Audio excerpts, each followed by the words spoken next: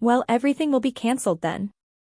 The words left my mouth before my brain could even catch up, cold and flat, like I was discussing a dinner reservation instead of the most important event of the year. My jaw locked tight, grinding so hard I could feel the tension in my temples. On the other end of the line, there was a tiny pause, the kind of silence that stretches out, heavy and suffocating, the moment someone finally realizes they picked the wrong person to mess with. I could almost see my mother's face draining of color. She probably thought I was joking. She always thinks I'm bluffing. That's the problem with being the quiet, reliable daughter for too long. People forget how dangerous you can become once you stop trying to be chosen. Drop a comment and let me know where you're listening from and what time it is for you right now. I'd love to know who's part of our community. I hung up the phone and just stood there in the middle of my sleek Denver condo. The silence was absolute. My reflection stared back at me from the darkened window, calm, composed, utterly terrifying. My name is Jordan, I'm 28, and for the past 5 years, I haven't just been a daughter. I've been the architect of my family's success. I'm a professional event planner. I manage chaos for a living. I turn disasters into seamless, glittering triumphs. And the Miller Winter Gala in Aspen? That wasn't just a party, it was my masterpiece. I started planning it 6 months ago. I secured the venue, a historic estate that hadn't hosted a private event in a decade. I negotiated contracts with vendors who usually require a year's notice. I designed the layout, curated the menu, managed the guest list of 300 high-net-worth individuals. Every single detail, from the hand-calligraphed invitations to the specific shade of gold in the table linens, was my work, my vision, my labor. And my brother, Anthony?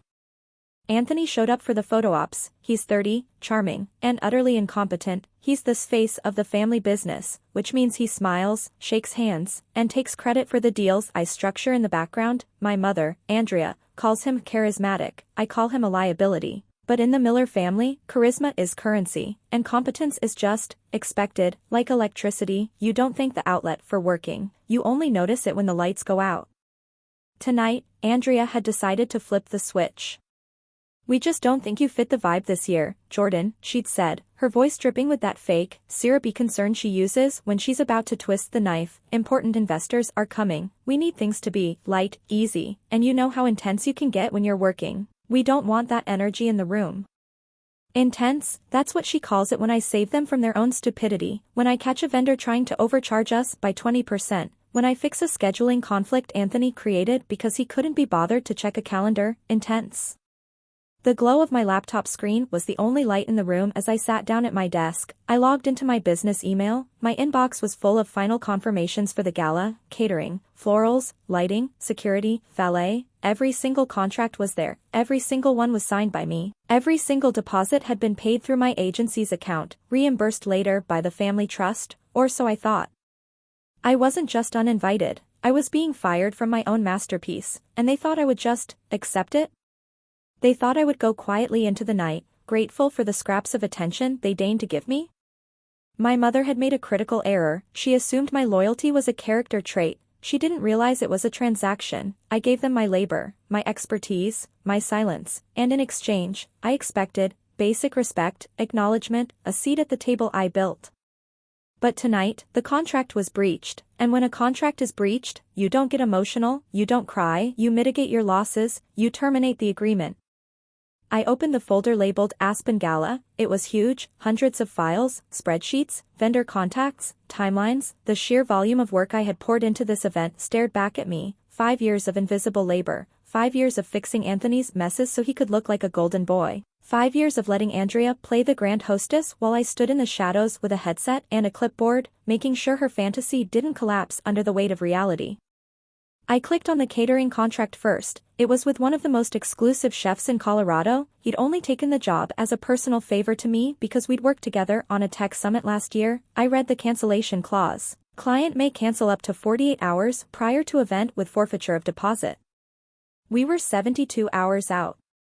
I didn't feel sad. I didn't feel a pang of regret. I felt precise, like a surgeon making the first incision. I drafted the email, short, professional, final. Dear Chef, due to unforeseen circumstances, the Miller Winter Gala scheduled for this Saturday has been cancelled effective immediately. Please consider this formal notice. We apologize for the inconvenience and appreciate your understanding. Best, Jordan. I hovered my cursor over the send button. I thought about the food that wouldn't be prepped, the staff that wouldn't be scheduled, the empty kitchen. Then I thought about Andrea's voice on the phone. You don't fit the vibe. Click, sent. 1 down, 14 to go. This wasn't revenge, it was accounting. They wanted me gone? Fine, I would take everything I brought with me. The florist was next, thousands of dollars in white hydrangeas and imported orchids, cancelled. The lighting crew who were supposed to transform the estate into a winter wonderland, cancelled. The security team, cancelled. The valet service, cancelled.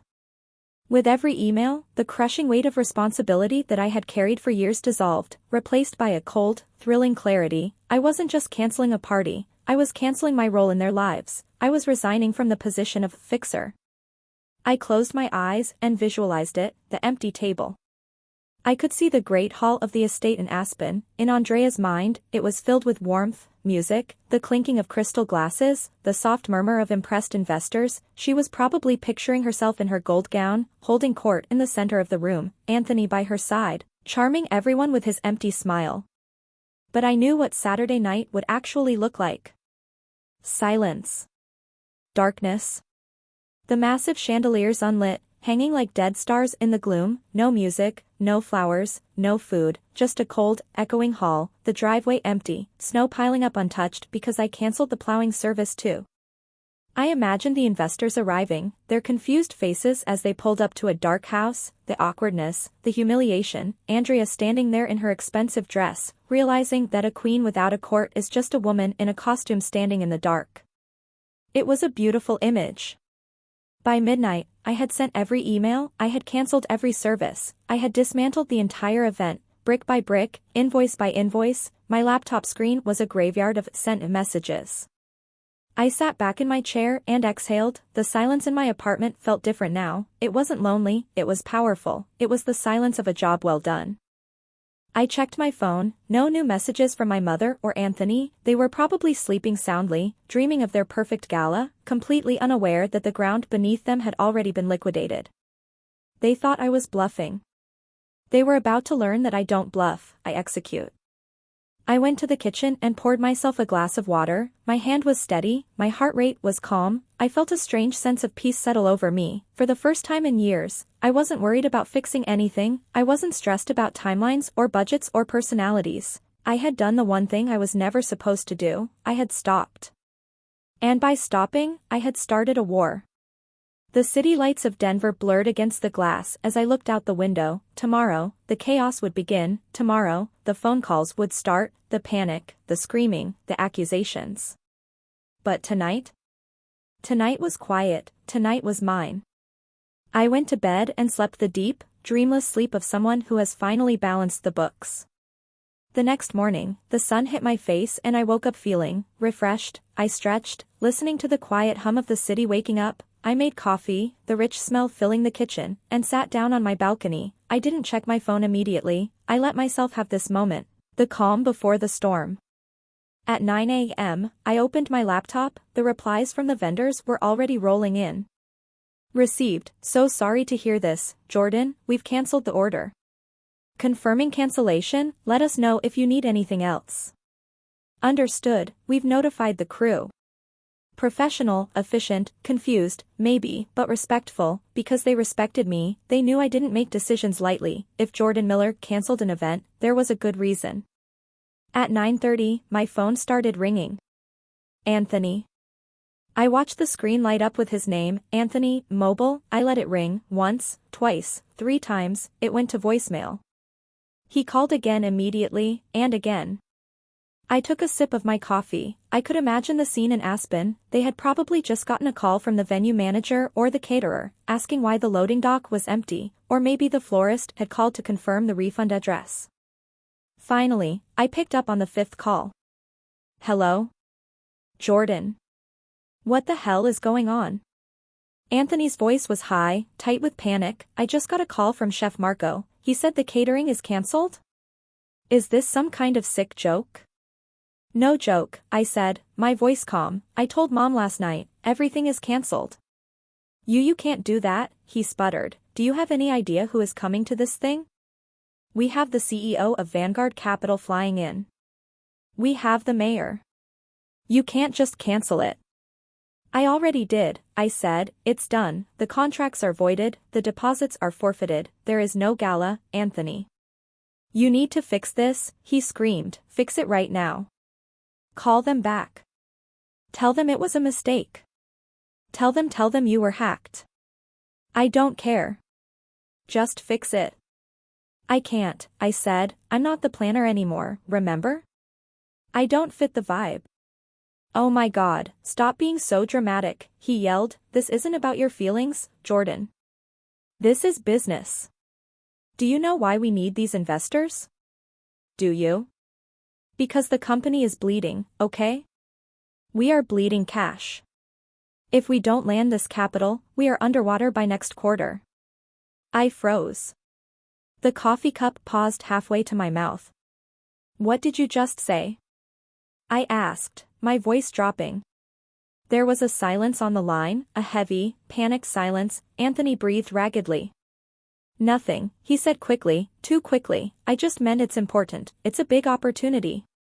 No, I said, you said the company is bleeding, you said we're underwater. I was exaggerating, he snapped, look, just fix the party, okay? Stop being a brat and do your job. My job? I let out a short, cold laugh. My job was to plan a party, the party is cancelled, if the company is in trouble, Anthony, that sounds like your job, you're the CEO, aren't you?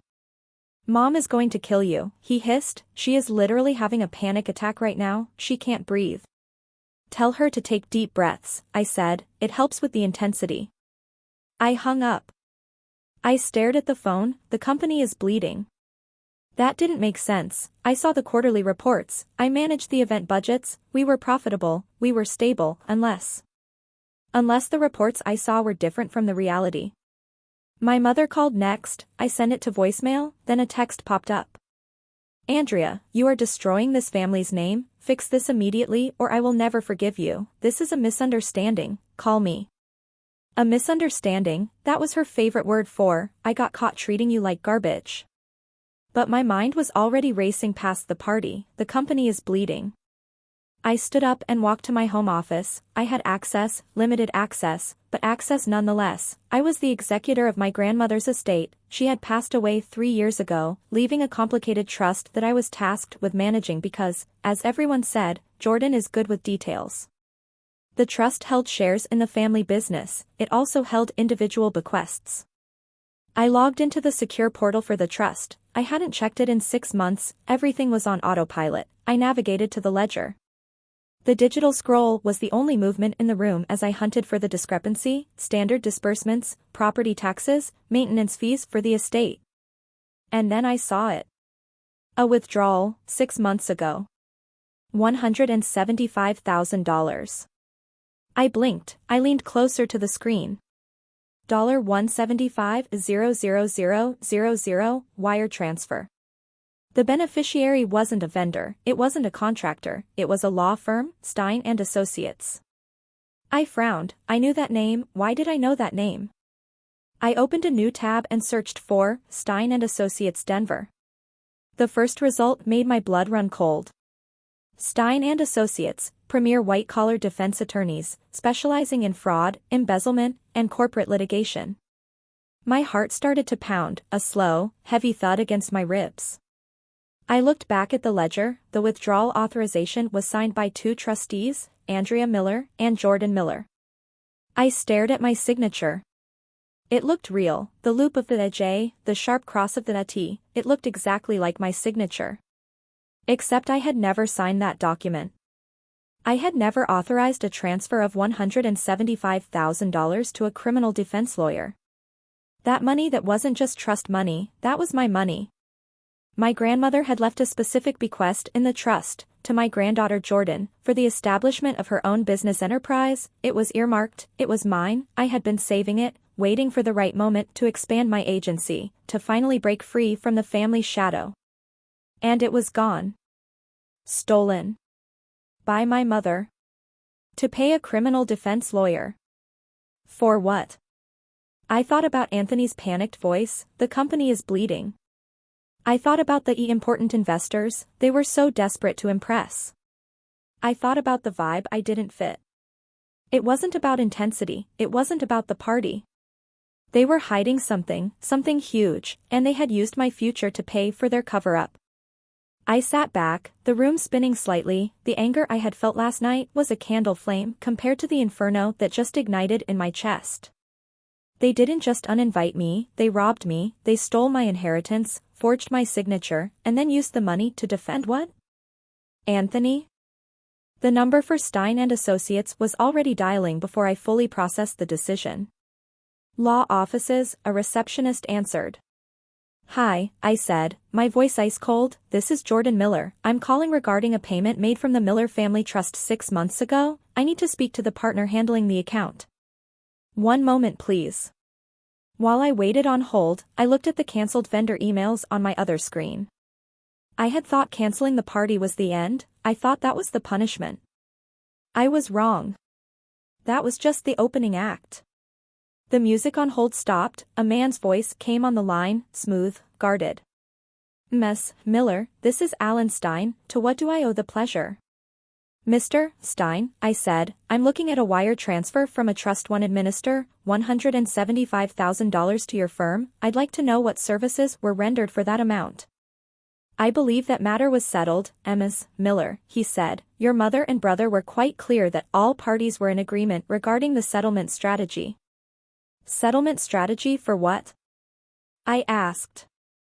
A pause. For the fraud allegations against Anthony Miller, the plea deal required restitution and legal fees. We kept him out of prison, as requested.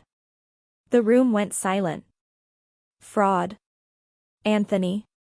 Prison. I see, I said, my voice steady, though my hand was gripping the phone so hard my knuckles were white. Thank you, Mr. Stein, that clarifies everything. I hung up. My brother wasn't just incompetent, he was a criminal, he had committed fraud, and my mother, my image-obsessed, perfectionist mother, had stolen my inheritance to buy his freedom. She had used the money meant for my dreams to cover up his crimes. And she hadn't told me. She had forged my name, stolen my money, and then uninvited me from the party she was throwing to pretend everything was fine. I looked at the clock, it was noon. The gala was tonight. In Aspen. I stood up, I walked to my closet and pulled out my suitcase. I wasn't going to stay in Denver. I was going to the gala. Not to plan it, not to fix it. I was going to finish it. I packed my black dress, the one that made me look like a CEO, I packed my laptop, I packed the hard drive with the trust documents. I called the helicopter charter service I used for high-end clients. I need a flight to Aspen, I said, ASAP. We're booked solid, Jordan, the dispatcher said, it's gala weekend. It's for me, I said, and trust me, the gala isn't happening, but I need to be there. For you? I'll make it happen, be at the pad in 30 minutes. I grabbed my bag, I grabbed the file with the forged signature. My mother wanted to avoid drama? She wanted to keep things light? She had no idea. I walked out of my apartment, leaving the silence behind. The golden child needed his narcissistic supply? The mother needed her perfect image? Tonight, they were going to get exactly what they paid for. Nothing. And everyone was going to watch. The helicopter ride to Aspen was surreal. Below me, the snowy peaks of the Rockies glittered in the twilight, serene and untouched. Inside the cabin, the noise was deafening, a mechanical roar that matched the fury in my veins. I watched the world pass by, clutching the hard drive like a weapon. I wasn't nervous. Nervousness is for people who aren't sure of the outcome. I knew exactly how tonight would end. We landed at the private airfield just outside Aspen as the sun dipped below the horizon. The air was thin and biting cold as I stepped onto the tarmac. I had arranged for a car service, another favor called in, and the black SUV was waiting. The Miller estate, I told the driver.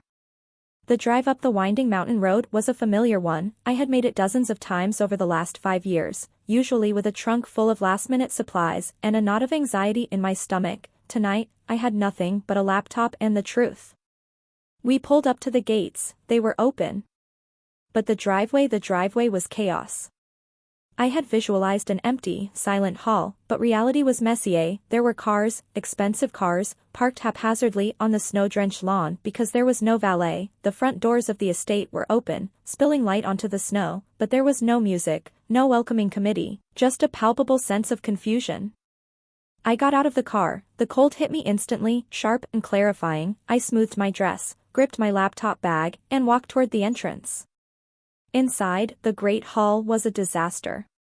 It wasn't empty. About 50 guests had arrived, the early birds, the eager investors. They were standing in clusters, holding their coats because the coat check was unmanned. The room was dim, only the wall sconces were lit because the lighting rig hadn't been set up. There were no flowers. The tables were bare wood, no linens, no centerpieces. And in the center of it all was Andrea. She was wearing a gold sequined gown that looked garish in the harsh lighting. Her hair was perfectly coiffed, but her face was a mask of sheer terror. She was frantic, darting between groups of people, her voice shrill as she tried to explain away the catastrophe. Just a small delay with the caterers. I heard her say to a man in a tuxedo who looked distinctly unimpressed, "Please, make yourselves comfortable, we have champagne coming." There was no champagne coming. Anthony was by the bar, which was just a table with a few bottles of wine he must have raided from the cellar. He was pouring drinks with shaking hands, spilling red wine onto the bare wood. He looked sweaty, his collar unbuttoned, the charm completely evaporated. I walked in. The sound of my heels on the hardwood floor cut through the murmur of the crowd. Heads turned. Andrea saw me first. Her eyes widened, and for a split second, relief washed over her face. She thought I was there to save her. She thought I had come to fix it. "Jordan," she cried out, rushing toward me, "thank God. Where have you been? Fix this. Call the caterer. Do something." She grabbed my arm, her nails digging into my skin. "These people are waiting. Do you have any idea how embarrassing this is?" I looked at her hand on my arm, then I looked at her face. "Let go of me," I said. My voice wasn't loud, but it carried. She blinked, confused. "What?" "Jordan, this isn't the time for your attitude, get to work." "I'm not here to work, Andrea," I said, pulling my arm away. "I'm here to give a presentation." "A presentation?" she hissed. "Are you insane? Fix the party." I walked past her. I walked straight to the small AV cart that had been left in the corner, the only piece of equipment that hadn't been cancelled because it belonged to the house. It was hooked up to a projector that Anthony used for his vision speeches. I plugged in my laptop. The projector hummed to life, a beam of light cut through the gloom, hitting the blank white wall above the fireplace. "Jordan, stop it." Anthony shouted from the bar, realizing too late what was happening. "What are you doing?" "Everyone, if I could have your attention," I said. My voice was calm, projected perfectly. I didn't need a microphone. I knew the acoustics of this room.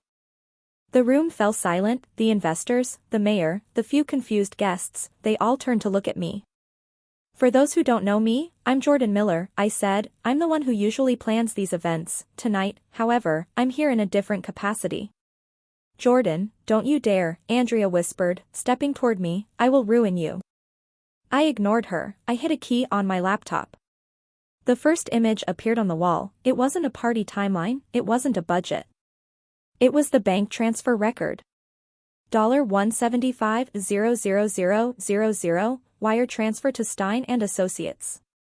A murmur rippled through the crowd. 6 months ago, I said, my mother, Andrea Miller, stole $175,000 from a family trust. This money was legally designated for my business. She forged my signature to access it. I clicked the next slide, the side-by-side comparison of the signatures. The forgery was obvious when blown up to 10 feet tall. She didn't steal it to buy a car or a vacation, I continued, she stole it to pay a settlement. Click. The settlement agreement appeared, State v. Anthony Miller, felony fraud, restitution agreement. The silence in the room was absolute, it was heavy, suffocating. My brother, your CEO, I said, gesturing to Anthony, who was frozen by the bar, his face the color of ash, committed fraud. He embezzled money from this company 3 years ago, and instead of facing the consequences, my mother used my inheritance to buy his freedom and bury the evidence. I looked at the investors. The man in the tuxedo was staring at Anthony with a look of pure disgust. So when they asked you here tonight, I said, when they told you the company needed capital for expansion, what they meant was they need your money to fill the hole they dug with their crimes. That's a lie. Andrea shrieked. It was a raw, ugly sound. She's lying. She's mentally unstable. Don't listen to her. The documents are public record now, I said. I filed them with the district attorney this afternoon. I closed my laptop, the projector went black, plunging the room back into gloom. I'm not leaving this family because I'm dramatic, I said into the darkness, and I'm not canceling this party because I'm petty. I'm leaving because it's a bad investment, and I'm cutting my losses. I walked over to Andrea. She was trembling, her hands clutching her chest, looking small and old in her sequined dress. I pulled a manila envelope from my bag.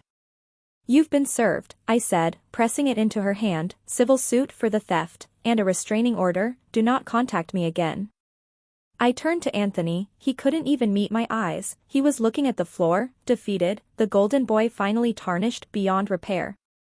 Good luck with the investors, I said. And then I walked out. I walked past the stunned guests. I walked out the front door, down the steps, past the chaotic driveway. I didn't look back. The cold air hit my face, and for the first time in my life, it didn't feel biting, it felt clean. I got into the waiting car. Back to the airfield, the driver asked. Yes, I said, take me home. The fallout was swift, it was brutal. By Monday morning, the news had broken: Miller family scandal, fraud, forgery, and a failed gala. The local business journals ate it up. The investors pulled out immediately. The CEO of Vanguard Capital issued a statement distancing himself from the irregularities at Miller Enterprises. The mayor's office announced a review of all city contracts with the company.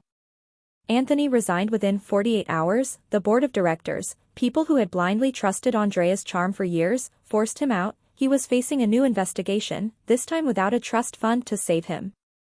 Andrea didn't leave her house for weeks. The social ostracism in Aspen was total. The vibe she had been so desperate to protect was gone, replaced by whispers and cold shoulders. She tried to call me once, from a blocked number. I didn't answer. I didn't listen to the voicemail. As for me, I received the settlement offer a month later. They liquidated assets to pay me back every cent of the $175,000, plus interest, plus legal fees. I used the money to buy a new office space for my agency, a beautiful, light-filled studio in downtown Denver with a view of the mountains. I rebranded, Jordan Miller Events, no family, just me. The first few months were quiet, the gossip was loud, and some clients were hesitant to work with someone involved in such a public scandal, but I didn't hide, I didn't apologize, I told the truth. I value integrity, and I enforce my contracts. Slowly, the clients came back, and not just any clients, the good ones, the ones who wanted transparency, the ones who respected competence over charisma. 6 months later, on a Tuesday evening, I was sitting on my balcony, the sun was setting, painting the sky in streaks of purple and gold. My phone buzzed. It was a notification from my bank. The final settlement payment had cleared. I took a sip of wine. It was quiet, peaceful.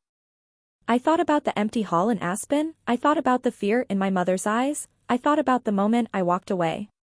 It hadn't been easy, it hadn't been painless, but it had been necessary. I had spent my whole life building tables for other people to sit at. Now, finally, I had built one for myself. And the view was perfect. If you held the evidence that could destroy the people who used you, would you release it to the world, or would you walk away in silence? Tell me your verdict in the comments.